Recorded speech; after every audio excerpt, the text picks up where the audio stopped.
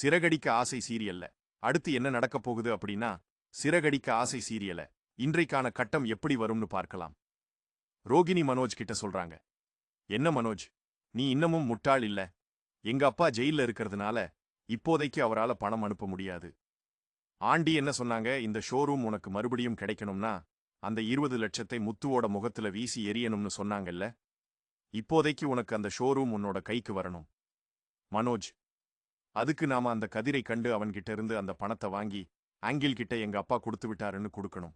மறுபடியும் உனக்கு உன் கையில வந்துரும் மனோஜ். அதுக்கப்புறம் அந்த சந்தோஷி சாருக்கு பணத்தை எப்படி செய்யறது, அதை பத்தி நம்ம அப்புறம் யோசிக்கலாம். அதுக்கு இடையில அப்பா ஜெயில இருந்து வந்துட்டாருன்னா அந்த பணம் அப்பாவே கொடுத்துருவார்ல அப்படின்னு மனோஜ் மண்டைய மேற்கொண்டு முட்டாளாக்கிடுறாங்க. இப்ப மனோஜ் சூப்பர் ரோகிணி, இந்த யோசனை எனக்கு வரலையே அப்படின்னு ரோகிணிய மனோஜ் பாராட்டுறான். ஏற்கனவே ஜீவா விஷயத்துல செஞ்ச அதே தப்ப மறுபடியும் இப்ப கதிர் விஷயத்திலையும் மனோஜும் ரோகிணியும் பண்ணலாம்னு யோசிச்சுக்கிட்டு இருக்கிறாங்க. இங்க மீனா அந்த டிவி நடிகர் வீட்டுக்கு பூ கொடுக்கற மாதிரி போறாங்க. அந்த வீட்ல ஒரு தம்பதி இருக்காங்க. மீனா அவங்க கிட்ட பேச்சு கொடுத்து பேசுறாங்க. அவங்களும் மீனா ஸ்கூட்டர்ல வியாபாரம் பண்றத பார்த்து மீனாவை ரொம்ப பாராட்டுறாங்க. அவங்க பேசிக்கிட்டு இருக்கும்போது அவங்க மலேசியாவிலிருந்து வந்திருக்கிறதாகவும் இந்த வீட்டுக்கு அவங்க தான் ஓனர் அப்படிங்கிற மாதிரி சொல்றாங்க. இப்போ மீனா அவங்க கிட்ட அந்த டிவி நடிகரை பத்தி விசாரிக்கும் போது, ஓ சந்துருவா, அவரு மேல் போர்ஷன்ல தான் இருக்காரு, வாடகைக்கு இருக்காரு அப்படின்னு இப்ப மீனா யோசிக்கிறாங்க. அப்போ இவங்க தான் இந்த வீட்டோட ஓனர், இவங்கள வச்சு நம்ம அந்த டிவி நடிகரை பார்த்துக்கலாம் அப்படின்னு மீனாவும் யோசிக்கிறாங்க. அவங்களும் மீனாவோட ரொம்ப நல்லா அன்பா பேசுறாங்க. இங்க ஒரு வேலை விஷயமா வந்திருக்கிறதாகவும் அந்த வேலை ரொம்ப நாளா இழுத்துக்கிட்டே இருக்கு, இந்த தடவை சீக்கிரமே அந்த வேலை முடிஞ்சிருச்சுன்னா நல்லா இருக்கும். இன்னும் 2 நாள்ல நாங்க திரும்ப மலேசியாவுக்கே போயிருவோம். இங்க வெளியில போகணும். எங்களுக்கு வழக்கமா ஓட்டுற டாக்ஸி டிரைவர் வெளியூர் போயிருக்காராம் அப்படின்னு அவங்களும் மீனா கிட்ட பேசிட்டு இருக்கும்போது உடனே மீனா சொல்றாங்க, அம்மா அதுக்கு என்னம்மா, என் வீட்டுக்காரரும் டாக்ஸி டிரைவர் தான், சொந்தமா டாக்ஸி வச்சு ஓட்டுறாரு, வேணும்னா சொல்லுங்க, நான் அவரை வரச் சொல்றேன் அப்படின்னு மீனா சொல்லும்போது, சரிம்மா, நாளைக்கு காலையில ஒரு 10 மணி வரச் சொல்லிரு அப்படின்னு இந்த பக்கம் ரோகிணி யோசிக்கிறாங்க. இந்த ஆண்டி எதுக்கு எடுத்தாலும் அப்பா கிட்ட இருந்து பணம் வாங்கிட்டு வா, மாமா கிட்ட இருந்து பணம் வாங்கிட்டு வா அப்படின்னு டார்ச்சர் பண்றாங்க. இதுக்கு ஒரு முடிவு கட்டணுமே அப்படின்னு யோசிச்சு பிரவுமணிய போய் சந்திச்சு பிரவுமணிய மலேசியாவிலிருந்து வர்றது மாதிரி ஒரு பிளான் போட்டு வீட்டுக்கு வர சொல்றாங்க. அவங்க அப்பா கேஸ் நடத்துற விஷயமா உடனடியா பணம் தேவைப்படுது. அவருடைய எல்லா ப்ராப்பர்ட்டிஸும் பேங்க் அக்கவுண்ட்ஸும் எல்லாமே மலேசியா கவர்மெண்ட் ஃப்ரீஸ் பண்ணிட்டாங்க.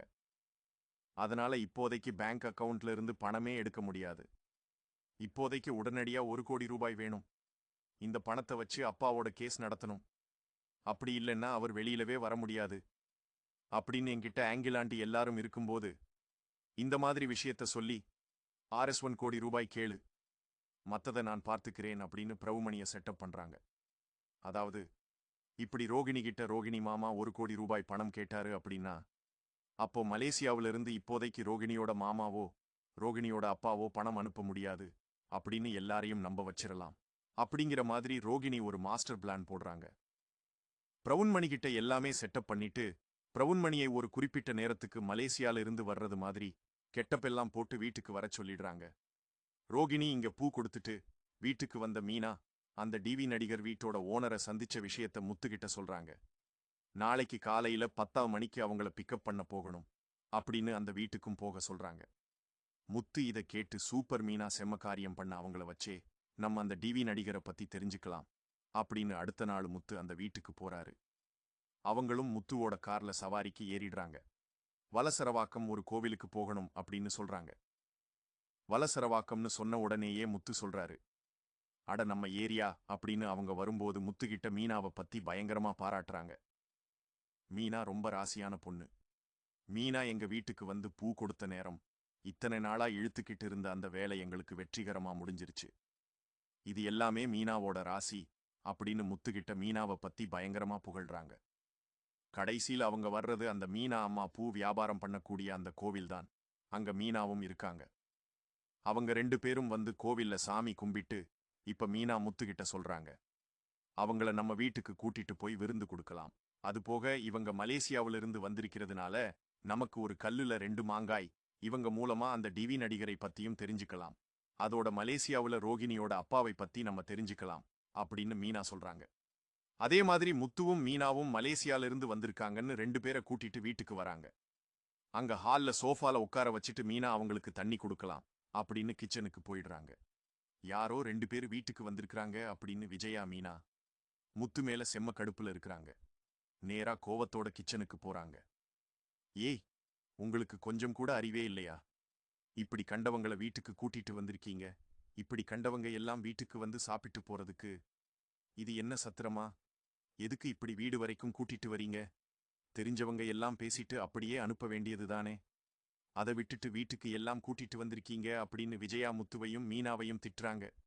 இப்ப முத்து சொல்றாரு, இதோ பாரு மீனா, அம்மா பாவம், அவங்களுக்கு வந்தவங்கள பத்தி தெரியாது. இவங்க யாரு எங்க இருந்து வந்திருக்காங்கன்னு அதுதான் இப்படி திட்டுறாங்க. அது மட்டும் இவங்களுக்கு தெரிஞ்சிச்சுன்னா அவ்வளவுதான். அம்மாவை கையிலேயே பிடிக்க முடியாது. வானத்துக்கும் பூமிக்கும் குதிப்பாங்க அப்படின்னு முத்து சொல்றாரு. உடனே விஜயா, டேய், அப்படி யாருடா? இவங்க என்ன பெரிய மலேசியாவில இருந்து வந்திருக்காங்க? போடா, என்னமோ பெருசா சொல்ல வந்துட்டான். ஐயோ ஐயோ அம்மா, நீங்க சொன்னாலும் சொல்லாட்டாலும் இவங்க மலேசியாவில இருந்து தான் வந்திருக்காங்க. மீனா தான் சொன்னான். இவங்க மலேசியாவில இருந்து வந்திருக்கிறதுனால இவங்கள வீட்டுக்கு கூட்டிட்டு போய் விருந்து கொடுக்கலாம். அதோட ரோகிணியோட அப்பாவை பத்தியும் விசாரிக்கலாம் அப்படின்னு சொன்ன உடனே விஜயான்னு வாய பொளக்குறாங்க. என்ன மலேசியாவா? அப்போ இவங்களும் ரோகிணியோட அப்பா மாதிரியே பெரிய பணக்காரங்களோ? அப்படின்னு விஜயா அவங்கள திரும்பி தன்னோட ஊர கண்ணால பாக்குறாங்க. அவங்க பாக்குறதுக்கு கழுத்து கை காது மூக்குன்னு கத்தகத்தையே நகை நட்டெல்லாம் போட்டு இருக்கிறாங்க. விஜயாவே ஒரு நிமிஷம் ஆடி போயிடுறாங்க. அட ஆமா, இவங்க பெரிய இடத்துக்காரவங்க மாதிரி தான் தெரியுது அப்படின்னு ஒரு செகண்ட் கூட யோசிக்காம வேகமா குடுகுடுன்னு ஓடி வந்து அவங்கள பயங்கரமா உபசரிக்க ஆரம்பிக்கிறாங்க. ஏய் மீனா, காப்பி போடு. ஏய் மீனா, அதை செய், இதை செய், சாப்பாடு செய். அப்படி இப்படின்னு விஜயாவை கையிலேயே பிடிக்க முடியல. அவங்க 2 பேரையும் தாங்குன்னு தாங்குறாங்க. உங்களுக்கு பிடித்தமான சீரியல் ப்ரோமோக்கள், திரை விமர்சனங்கள் மற்றும் சினிமா தகவல்களை தெரிஞ்சுக்க எங்களோட தமிழ் சினிமா சேனலை மறக்காம இப்போதே சப்ஸ்கிரைப் பண்ணுங்க.